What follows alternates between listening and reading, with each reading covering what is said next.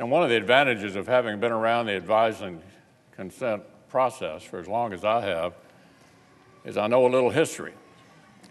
I was actually here as a young staffer on the Judiciary Committee when Richard Nixon appointed 2 Supreme Court justices who were defeated. During most of those years, our Democratic friends were in the majority here in the Senate. They could have done whatever they wanted to on the executive calendar to slow down, obstruct, and prevent Republican presidents from having nominations confirmed. I can remember during the Clinton years, at the urging of both Senator Daschle and Senator Lott, when my party was in the majority, to invoke cloture on circuit court nominees that I opposed in order to keep the Senate from developing a process of filibustering the executive calendar, which had never been done before. And the clearest example of why it was never done before is the Clarence Thomas nomination, the most controversial nomination for the Supreme Court in history, with the possible exception of Brett Kavanaugh. He came out of committee with a dead even vote, could have killed him in committee, went to the floor and was confirmed 52 to 48. We all know it only takes one senator, just one, to make us get 60 votes on something. Joe Biden, Ted Kennedy, they were hard over against Clarence Thomas. But nobody, not one of the 100 senators said, you have to get 60 votes. Clarence Thomas was confirmed 52 to 48, been on the Supreme Court for 30 years. He would have never been there if a single senator, just one, had said you had to get 60 votes. Now, my friends, I'd call that a pretty firm tradition, that you don't filibuster the executive calendar. Was it possible? Yeah, it was possible. It just wasn't done. So when did all of this start? Well, the junior senator from New York got elected in 1998. George W. Bush gets elected president in 2000. The alarms go off. They're going to appoint a bunch of crazy right-wingers to the circuit courts. So my good friend, the Democratic leader, had a seminar or a meeting, invited a couple of people named Lawrence Tribe and Cass Sunstein, 2 rather famous liberal law professors. And they had a discussion about what to do about these awful right-wing judges that are going to be sent up. And so the conclusion was, open the toolbox, take out whatever tool will work, and save America from these kind of people. And so they did. And the poster child for that was Miguel Estrada, who they said openly they were afraid was going to give President Bush the opportunity to make the first Hispanic appointment to the Supreme Court. We had all-night filibusters. We actually stayed up all night trying to make a point. Didn't make a difference. Ultimately, we thought maybe we should employ the so-called nuclear option. We ended up not doing it after there was a gang of 14 that developed and worked out an agreement, and some of the nominees were confirmed and some weren't. But what had been clearly established, was now the norm in the Senate was you filibuster anybody you want to on the executive calendar. That had been now established as a matter of practice. So that continued through the Bush years. There was actually an effort to keep Justice Alito from being on the Supreme Court by requiring a filibuster for the purpose of defeating Justice Alito, but it was not successful. A number of circuit judges were stopped. We fast forward into the Obama years, And our side used the filibuster twice to defeat 2 circuit judges over a period of 5.5 years. Majority Leader Harry Reid decided, in his zeal to pack the D.C. Circuit, that this had gone on long enough.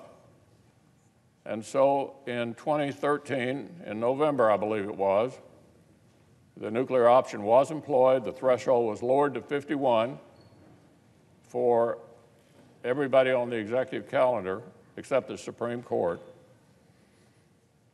The D.C. Circuit Court judges were confirmed.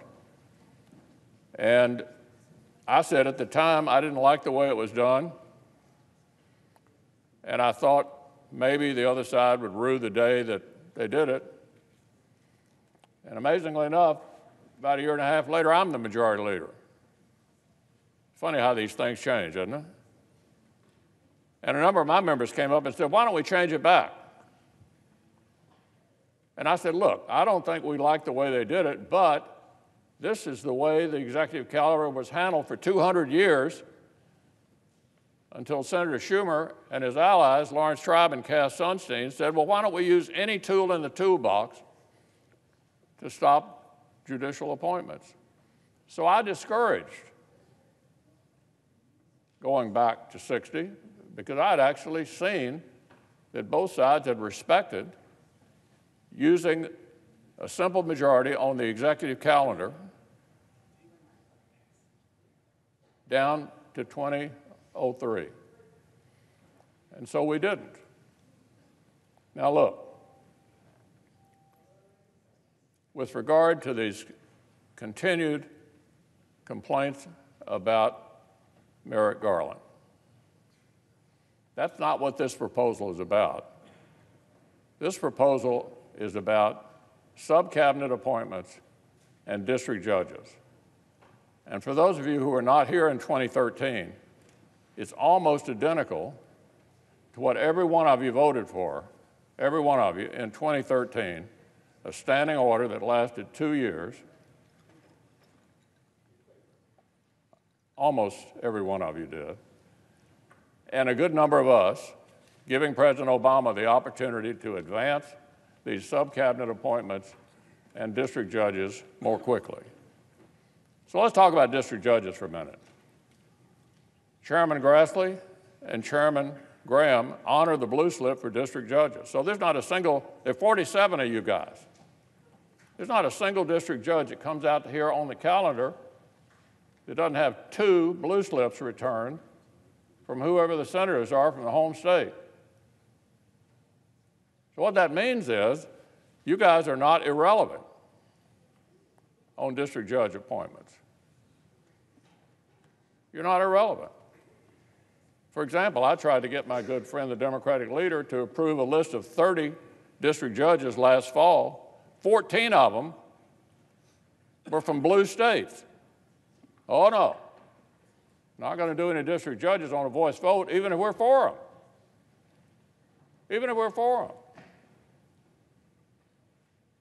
So look, all this proposal we're talking about today does is reduce the post-cloture time for sub-cabinet appointments, just like we helped you all do in 2013, and for district judges, none of whom will even be on the calendar unless both blue slips are returned positively. Not exactly a radical change. Now back to Merrick Garland for a minute. Look, I made the decision, and my colleagues on the Republican side joined me in making that decision because I knew for sure, for absolute certainty, that if the roles were reversed and there was a Republican president and a Democratic Senate, you wouldn't have filled the vacancy. How did I know that?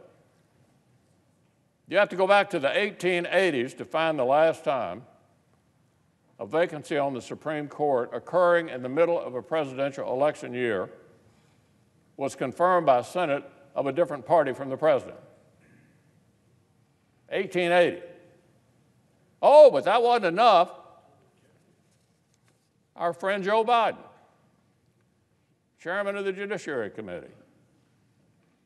1992, Republican in the White House, Democratic Senate. No vacancy on the Supreme Court, but he helpfully opined that if a vacancy occurred, he wouldn't fill it. He wouldn't fill it. Oh, but guess what? 18 months before the end of the Bush 43 term, the majority leader of the Senate, Harry Reid, and a fellow named Chuck Schumer said the following: if a vacancy occurred, they wouldn't fill it. Now, that was 18 months before the end of the Bush term. And on the business of filibustering the executive calendar, one thing I left out, I want to catch up here.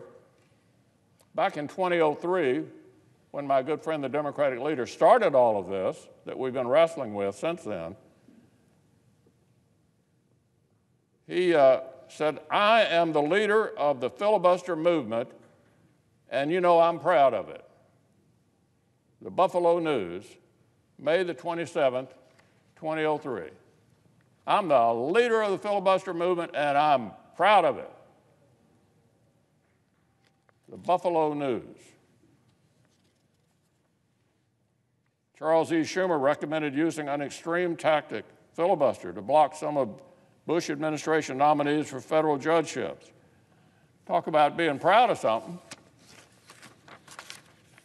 He started this whole thing that we've been wrestling with since 2003. Cooked it up, convinced his colleagues to do it, and once it started, it continued until 2013, when it was turned off. So look, where are we? Where we are is the executive calendar is very close to being returned to the way it was treated down to 2000 by parties of both parties. Not the legislative calendar, but the executive calendar. There's nothing radical about this. He acted like it was a sad day for the Senate. You want to pick a sad day for the Senate, go back to 2003 when we started filibustering the executive calendar, and he started it. That was a sad day. This is the glad day. We're trying to end the dysfunction on the executive calendar. And talk about dysfunction. 128 cloture votes in the last Congress, many of them on nominees for whom there was no objection. No objection at all. 128. Goodness gracious. In the first 2 years of each of the last 6 presidents, cumulatively,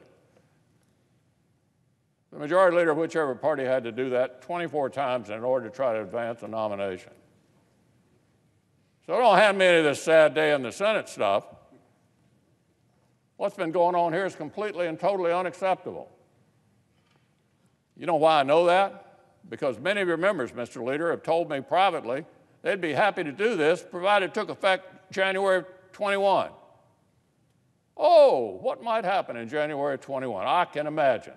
Well, it might be a Democratic president and a Democratic Senate. I can understand. But no, not now. Not now. Look, we know you don't like Donald Trump, but there was an election. He's at least entitled to set up the administration and make it function. And with regard to the judiciary, circuit judges, every president of both parties feel is their prerogative. You got Senator Alexander's. Senator Alexander has pointed out the history of the blue slip. There's been a little confusion about that. He's noted that blue slips were not used as an absolute veto over judicial nominees until, listen to this, until the 1950s, when former Judiciary Committee Chairman James Eastland of Mississippi afforded them the status because he did not want federal judges appointed by President Eisenhower interfering with segregationist policies in the Jim Crow South. When he became Judiciary Committee Chairman, our former colleague Ted Kennedy restored blue slips to their historical purpose of ensuring consultation as opposed to serving as a one-member veto of a qualified judicial nominee. So all we have done is restore blue slips for circuit court nominees to the consultative function they've played for most of their history. I've been here under presidents of both parties. They do not defer to us on circuit court judges. We don't get to pick them. And you know, we almost do get to pick them when they're district court judges, and we're of the same party as the White House. And we have a lot of clout because the chairman honored the blue slips for district court judges. They're entirely contained within our states, and none of them get out here on the floor unless the senators approve them. 47 of these guys over here are not toothless when it comes to district judges. So this is not a bad day for the Senate. This is the day we end this completely outrageous level of interference and obstruction with this administration. And so I don't think anybody ought to be seized with guilt over any institutional damage being done to the United States Senate.